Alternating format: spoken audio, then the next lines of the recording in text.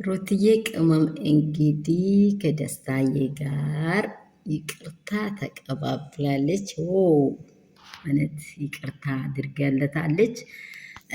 ሲጀመርም እሷ የተናገረችው እኔና አንተ እንተያይ፣ እንጠናና፣ ተረጋጋ ብላ ነበረ። ደግሞ የሚታየው ነገሮች ሁሉ አግባብ ያለ መንገድ እየሄዱ ስላልሆነ አሁን ደግሞ በጎኔ ያስፈልገኛል ከማለት የተነሳ ሩታዬ ለደስታ ያው ይቅርታ የተነገራትን የጠየቃትን ሀሳብ ተቀብላ እንግዲህ ውድና እንቁ የሆነ ከወንድሟ ከእዩ አማካይነት ቀርቦ ይቅርታቸውን ተቀባብሏሉ። ደስታ ደግሞ በጣም ትልቅ ነገር ነው ያወራት። እኔ አንቺን በስስት ነው የሚያይሽ፣ ማንም እንድነካሽ አልፈልግም፣ እንደው ሰስትብሻለሁ ሩታዬ፣ በቃ ናፍቀሽኛል፣ አፈቅረሻለሁ፣ እወድሻለሁ እያለት በቃ በጣም ትላልቅ ነገሮች እያወራት ነበረ።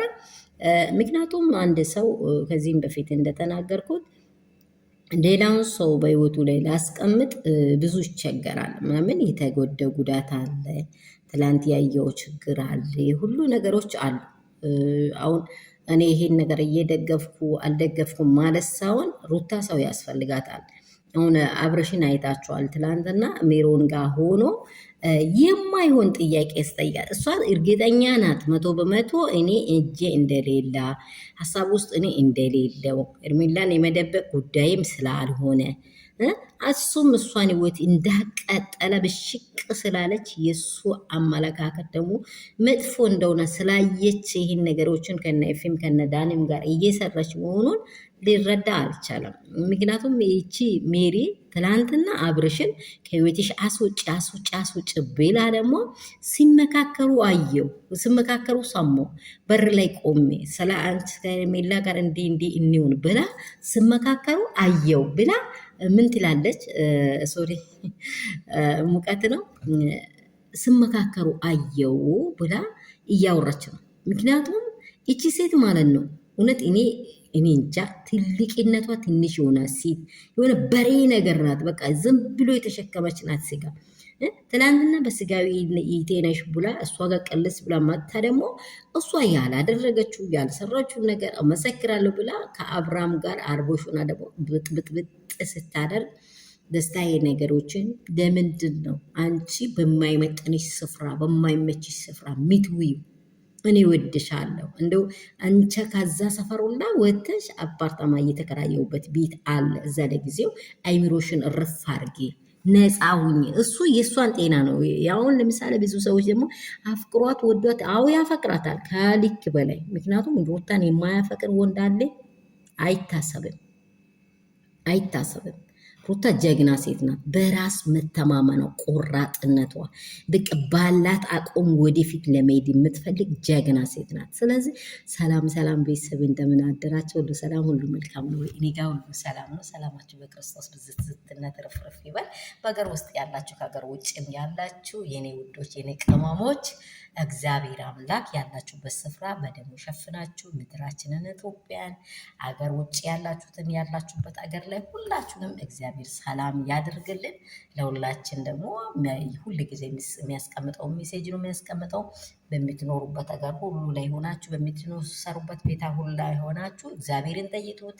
በየሃይማኖታችሁ እግዚአብሔርን ፈልጉ።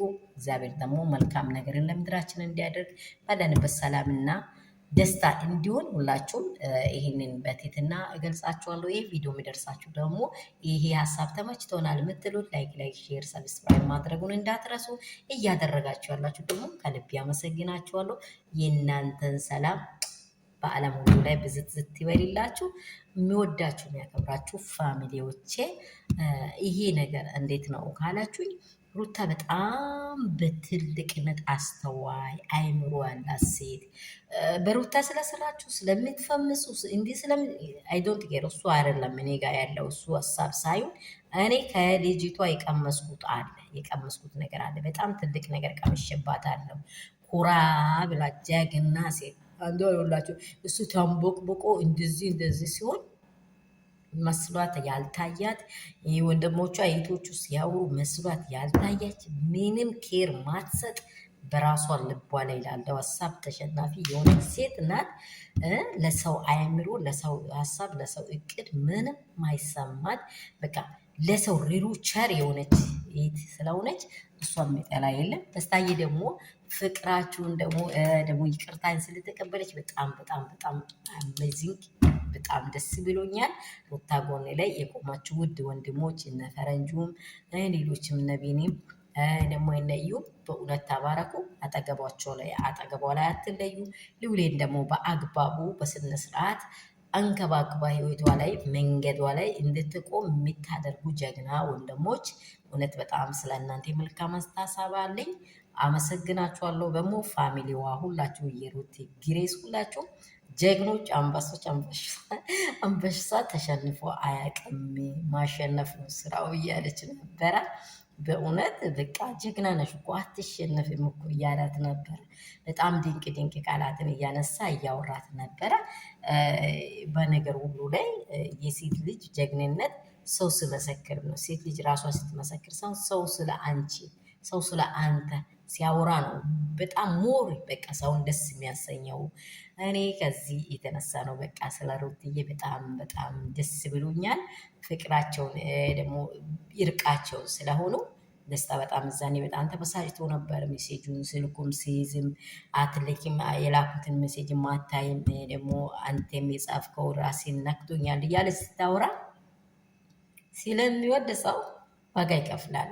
እወድሻለሁ እኮ በቃ አፋቅረሻለሁ፣ መናገር አልችልም፣ በስስት ነው የሚያይሽ እንዳታርቅብኝ እያላት ነበረ። በጣም አደንቃቸዋለሁ።